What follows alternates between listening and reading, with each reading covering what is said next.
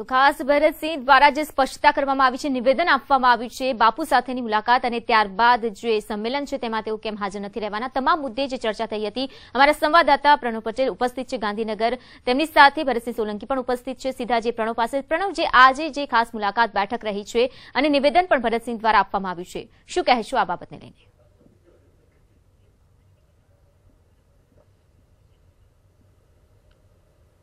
જી, ચોક્કસ કહી શકાય કે જે રીતે દિલ્હીમાં 3 દિવસની મેરેથોન બેઠકો દિલ્હીના હાઈકમાન્ડ રાહુલ ગાંધી હોય, અહેમદ પટેલ હોય, શુક્લ સાથે મુલાકાત બાદ દિલ્હી ખાતેથી તેઓ પરત ફર્યા છે ભરતસિંહ સોલંકી. ત્યારબાદ તેઓ સીધા આજે જે કહી શકાય કે બાપુના નિવાસસ્થાન વસંત વગડે પહોંચ્યા હતા અને સમગ્ર જે ઘટનાક્રમ છે તેનાથી અવગત કરાવ્યા હતા. આપણી સાથે ખુદ પ્રદેશ પ્રમુખ ભરતસિંહ સોલંકી છે, તેઓ પાસે જ જાણશું કે સમગ્ર ઘટનાક્રમ.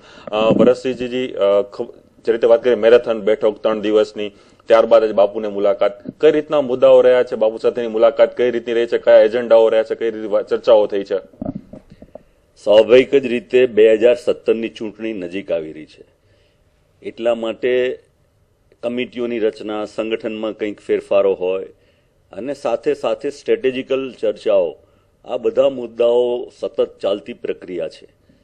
દિલ્હીમાં જે કંઈ વાતચીત થઈ એ વાતચીતના અનુસંધાનમાં આદરણીય શંકરસિંહજીની સાથે વાતચીત કરી હતી, એમને અવગત કરાયા હતા અને અશોક ગેહલોતજી 9મી તારીખે યુથ કોંગ્રેસના કાર્યક્રમમાં અમદાવાદ ખાતે આવી રહ્યા છે. એ કાર્યક્રમમાં આવવા માટે પણ એમને આમંત્રણ આપ્યું હતું અને જે કમિટીઓ છે અથવા શું સ્ટ્રેટેજી છે એમાં બાપુ પાસેથી પણ જાણકારી લીધી હતી અને એમની સાથે ચર્ચા વિચારણા થઈ હતી. ખાસ કરીને ભરતસિંહજી, ગઈકાલે તમે પત્રકારો સાથે વાત કરી ત્યારે કહ્યું હતું કે 57 ધારાસભ્યો છે તેને કોંગ્રેસ રિપીટ કરવા જઈ રહી છે, તે રીતની તમે વાત કરી છે. તો કેને એક લાગે છે બાપુ જે ડિમાન્ડ કરી રહ્યા હતા દિલ્હી હાઈકમાન્ડ સમક્ષ કે ધારાસભ્યોને રિપીટ કરવા જોઈએ, અથવા પછી જે રીતે ભાજપમાં બોલાવી રહ્યા છે ધારાસભ્યોને તો તોડી રહી છે પાર્ટીને, તો તેને લઈને ક્યાંક ને ક્યાંક બાપુની વાતનું સમર્થન મળી ગયું છે એવું લાગે છે કે પછી અથવા દિલ્હી હાઈકમાન્ડનો આ નિર્ણય હતો કે 57 લોકોને રિપીટ કરવા? સારો નિર્ણય હતો એમ કહી શકું કે આ નિર્ણય સૌને માટે સારો નિર્ણય સૌએ સાથે મળીને લીધેલો છે. પણ છતાંય ભરતસિંહજી, કેમ લાગે છે કે કેને ક્યાંક બાપુની નારાજગી હોય છે? દરેક કાર્યક્રમો હોય કે આજનો કાર્યક્રમ કરીએ કે કારકિર્દીનો કાર્યક્રમ છે, મનીષભાઈની જે બુક લોન્ચ થવાની છે ધોરણ 10 અને 12ની, તેમાં બાપુ નથી. 9 તારીખના કાર્યક્રમમાં બાપુ નથી. તો આની પહેલા પણ કાર્યક્રમો એવા બન્યા હતા કે બાપુની કંઈક ને કંઈક સૂચક ગેરહાજરી જોવા મળી રહી હતી. તો આને પાર્ટીને કંઈક કાર્યકર્તાઓમાં કંઈક ડેમેજ થઈ રહ્યું છે, પાર્ટીને ડેમેજ થઈ રહ્યું છે એવું લાગે છે ખરું આના કારણે?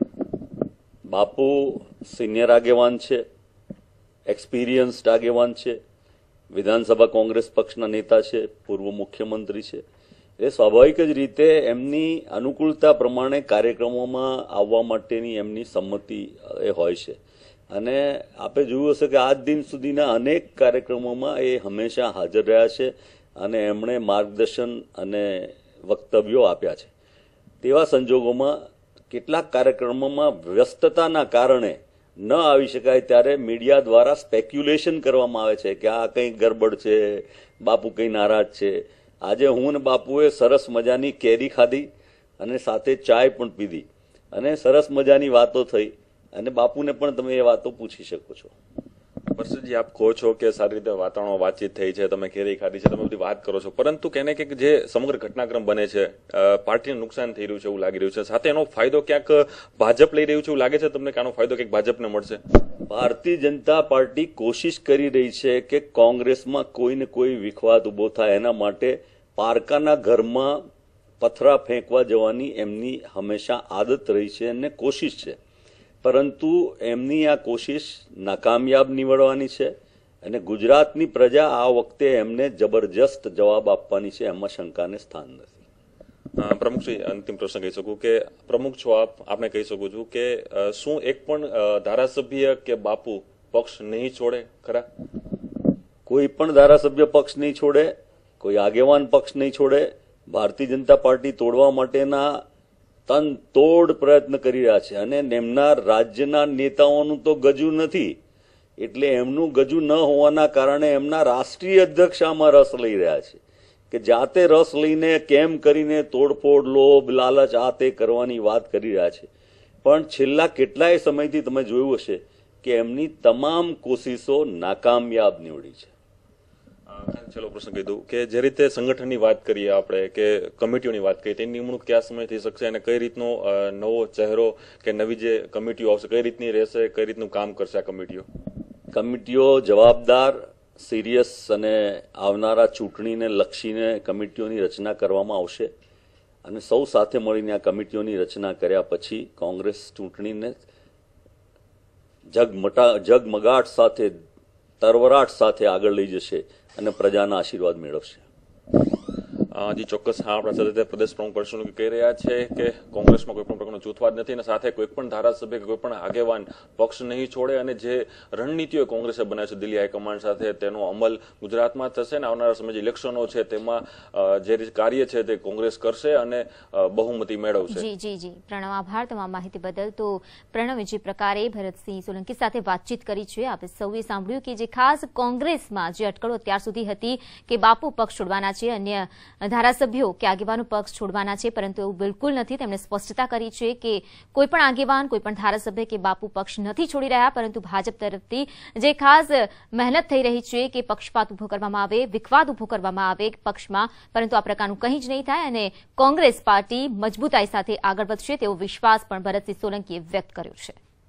તો ખાસ ભરતસિંહ દ્વારા જે સ્પષ્ટતા કરવામાં આવી છે, નિવેદન આપવામાં આવ્યું છે બાપુ સાથેની મુલાકાત અને ત્યારબાદ જે સંમેલન છે તેમાં તેઓ કેમ હાજર નથી રહેવાના, તમામ મુદ્દે જે ચર્ચા થઈ હતી. અમારા સંવાદદાતા પ્રણવ પટેલ ઉપસ્થિત છે ગાંધીનગર, તેમની સાથે ભરતસિંહ સોલંકી પણ ઉપસ્થિત છે. સીધા જે પ્રણવ પાસે. પ્રણવ, જે આજે જે ખાસ મુલાકાત બેઠક રહી છે અને નિવેદન પણ ભરતસિંહ દ્વારા આપવામાં આવ્યું છે, શું કહેશો આ બાબતને લઈને?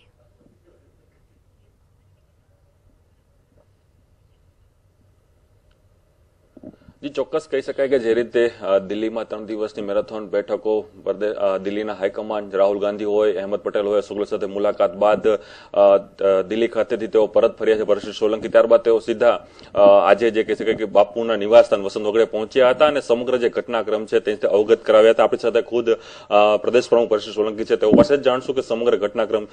ભરતસિંહજી, જે રીતે વાત કરીએ મેરેથોન બેઠક 3 દિવસની, ત્યારબાદ જ બાપુની મુલાકાત, કઈ રીતના મુદ્દાઓ રહ્યા છે, બાપુ સાથેની મુલાકાત કઈ રીતની રહી છે, કયા એજન્ડાઓ રહ્યા છે, કઈ રીતે ચર્ચાઓ થઈ છે? સ્વાભાવિક જ રીતે 2017ની ચૂંટણી નજીક આવી રહી છે, એટલા માટે કમિટીઓની રચના, સંગઠનમાં કંઈક ફેરફારો હોય અને સાથે સાથે સ્ટ્રેટેજિકલ ચર્ચાઓ, આ બધા મુદ્દાઓ સતત ચાલતી પ્રક્રિયા છે. દિલ્હીમાં જે કંઈ વાતચીત થઈ એ વાતચીતના અનુસંધાનમાં આદરણીય શંકરસિંહજીની સાથે વાતચીત કરી હતી, એમને અવગત કરાયા હતા અને અશોક ગેહલોતજી 9મી તારીખે યુથ કોંગ્રેસના કાર્યક્રમમાં અમદાવાદ ખાતે આવી રહ્યા છે. એ કાર્યક્રમમાં આવવા માટે પણ એમને આમંત્રણ આપ્યું હતું અને જે કમિટીઓ છે અથવા શું સ્ટ્રેટેજી છે એમાં બાપુ પાસેથી પણ જાણકારી લીધી હતી અને એમની સાથે ચર્ચા વિચારણા થઈ હતી. ખાસ કરીને ભરતસિંહજી, ગઈકાલે તમે પત્રકારો સાથે વાત કરી ત્યારે કહ્યું હતું કે 57 ધારાસભ્યો છે તેને કોંગ્રેસ રિપીટ કરવા જઈ રહી છે, તે રીતની તમે વાત કરી છે. તો કેને એક લાગે છે બાપુ જે ડિમાન્ડ કરી રહ્યા હતા દિલ્હી હાઈકમાન્ડ સમક્ષ કે ધારાસભ્યોને રિપીટ કરવા જોઈએ, અથવા પછી જે રીતે ભાજપમાં બોલાવી રહ્યા છે ધારાસભ્યોને તો તોડી રહી છે પાર્ટીને, તો તેને લઈને ક્યાંક ને ક્યાંક બાપુની વાતનું સમર્થન મળી ગયું છે એવું લાગે છે કે પછી અથવા દિલ્હી હાઈકમાન્ડનો આ નિર્ણય હતો કે 57 લોકોને રિપીટ કરવા? સારો નિર્ણય હતો એમ કહી શકું કે આ નિર્ણય સૌને માટે સારો નિર્ણય સૌએ સાથે મળીને લીધેલો છે. પણ છતાંય ભરતસિંહજી, કેમ લાગે છે કે કેને ક્યાંક બાપુની નારાજગી હોય છે? દરેક કાર્યક્રમો હોય કે આજનો કાર્યક્રમ કરીએ કે કારકિર્દીનો કાર્યક્રમ છે, મનીષભાઈની જે બુક લોન્ચ થવાની છે ધોરણ 10 અને 12ની, તેમાં બાપુ નથી. 9 તારીખના કાર્યક્રમમાં બાપુ નથી. તો આની પહેલા પણ કાર્યક્રમો એવા બન્યા હતા કે બાપુની કંઈક ને કંઈક સૂચક ગેરહાજરી જોવા મળી રહી હતી. તો આને પાર્ટીને કંઈક કાર્યકર્તાઓમાં કંઈક ડેમેજ થઈ રહ્યું છે, પાર્ટીને ડેમેજ થઈ રહ્યું છે એવું લાગે છે ખરું આના કારણે? બાપુ સિનિયર આગેવાન છે, એક્સપિરિયન્સ્ડ આગેવાન છે, વિધાનસભા કોંગ્રેસ પક્ષના નેતા છે, પૂર્વ મુખ્યમંત્રી છે. એ સ્વાભાવિક જ રીતે એમની અનુકૂળતા પ્રમાણે કાર્યક્રમોમાં આવવા માટેની એમની સંમતિ એ હોય છે અને આપણે જોયું હશે કે આજ દિન સુધીના અનેક કાર્યક્રમોમાં એ હંમેશા હાજર રહ્યા છે અને એમણે માર્ગદર્શન અને વક્તવ્યો આપ્યા છે. તેવા સંજોગોમાં કેટલાક કાર્યક્રમોમાં વ્યસ્તતાના કારણે ન આવી શકાય ત્યારે મીડિયા દ્વારા સ્પેક્યુલેશન કરવામાં આવે છે કે આ કંઈ ગરબડ છે, બાપુ કંઈ નારાજ છે. આજે હું ને બાપુએ સરસ મજાની કેરી ખાધી અને સાથે ચાય પણ પીધી અને સરસ મજાની વાતો થઈ અને બાપુને પણ તમે એ વાતો પૂછી શકો છો. પરસજી, આપ કહો છો કે સારી રીતે વાતાવરણમાં વાતચીત થઈ છે, તમે કેરી ખાધી છે, તમે બધી વાત કરો છો, પરંતુ કેને કે જે સમગ્ર ઘટનાક્રમ બને છે પાર્ટીને નુકસાન થઈ રહ્યું છે એવું લાગી રહ્યું છે, સાથે એનો ફાયદો ક્યાંક ભાજપ લઈ રહ્યું છે એવું લાગે છે તમને કે આનો ફાયદો ક્યાંક ભાજપને મળશે? ભારતીય જનતા પાર્ટી કોશિશ કરી રહી છે કે કોંગ્રેસમાં કોઈને કોઈ વિખવાદ ઉભો થાય, એના માટે પારકાના ઘરમાં પથરા ફેંકવા જવાની એમની હંમેશા આદત રહી છે અને કોશિશ છે, પરંતુ એમની આ કોશિશ નાકામયાબ નીવડવાની છે અને ગુજરાતની પ્રજા આ વખતે એમને જબરજસ્ત જવાબ આપવાની છે, એમાં શંકાને સ્થાન નથી. પ્રમુખજી, અંતિમ પ્રશ્ન કહી શકું કે પ્રમુખ છો આપ, આપણે કહી શકું છું કે શું એક પણ ધારાસભ્ય કે બાપુ પક્ષ નહીં છોડે ખરા? કોઈ પણ ધારાસભ્ય પક્ષ નહીં છોડે, કોઈ આગેવાન પક્ષ નહીં છોડે. ભારતીય જનતા પાર્ટી તોડવા માટેના તનતોડ પ્રયત્ન કરી રહ્યા છે અને એમના રાજ્યના નેતાઓનું તો ગજુ નથી, એટલે એમનું ગજુ ન હોવાના કારણે એમના રાષ્ટ્રીય અધ્યક્ષ આમાં રસ લઈ રહ્યા છે કે જાતે રસ લઈને કેમ કરીને તોડફોડ, લોભ, લાલચ આ તે કરવાની વાત કરી રહ્યા છે. પણ છેલ્લા કેટલાય સમયથી તમે જોયું હશે કે એમની તમામ કોશિશો નાકામયાબ નીવડી છે. છેલ્લો પ્રશ્ન કીધું કે જે રીતે સંગઠનની વાત કરીએ આપણે કે કમિટીઓની વાત કરીએ, તેની નિમણૂક કયા સમય થઈ શકશે અને કઈ રીતનો નવો ચહેરો કે નવી જે કમિટીઓ આવશે કઈ રીતની રહેશે, કઈ રીતનું કામ કરશે આ કમિટીઓ? કમિટીઓ જવાબદાર, સિરિયસ અને આવનારા ચૂંટણીને લક્ષીને કમિટીઓની રચના કરવામાં આવશે અને સૌ સાથે મળીને આ કમિટીઓની રચના કર્યા પછી કોંગ્રેસ ચૂંટણીને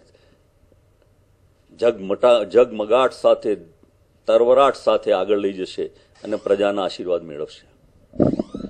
જી ચોક્કસ, હા, આપણા સાથે પ્રદેશ પ્રમુખ પરસોત્તમ કહી રહ્યા છે કે કોંગ્રેસમાં કોઈ પણ પ્રકારનો જૂથવાદ નથી અને સાથે કોઈ પણ ધારાસભ્ય કે કોઈ પણ આગેવાન પક્ષ નહીં છોડે અને જે રણનીતિઓ કોંગ્રેસે બનાવી છે દિલ્હી હાઈકમાન્ડ સાથે તેનો અમલ ગુજરાતમાં થશે અને આવનારા સમય જે ઇલેક્શનો છે તેમાં જે કાર્ય છે તે કોંગ્રેસ કરશે અને બહુમતી મેળવશે. જી જી જી પ્રણવ, આભાર તમામ માહિતી બદલ. તો પ્રણવ, જે પ્રકારે ભરતસિંહ સોલંકી સાથે વાતચીત કરી છે, આપણે સૌએ સાંભળ્યું કે જે ખાસ કોંગ્રેસમાં જે અટકળો અત્યાર સુધી હતી કે બાપુ પક્ષ છોડવાના છે, અન્ય ધારાસભ્યો કે આગેવાનો પક્ષ છોડવાના છે, પરંતુ એવું બિલકુલ નથી. તેમણે સ્પષ્ટતા કરી છે કે કોઈ પણ આગેવાન, કોઈ પણ ધારાસભ્ય કે બાપુ પક્ષ નથી છોડી રહ્યા, પરંતુ ભાજપ તરફથી જે ખાસ મહેનત થઈ રહી છે કે પક્ષપાત ઉભો કરવામાં આવે, વિખવાદ ઉભો કરવામાં આવે પક્ષમાં, પરંતુ આ પ્રકારનું કંઈ જ નહીં થાય અને કોંગ્રેસ પાર્ટી મજબૂતાઈ સાથે આગળ વધશે તેવો વિશ્વાસ પણ ભરતસિંહ સોલંકીએ વ્યક્ત કર્યો છે.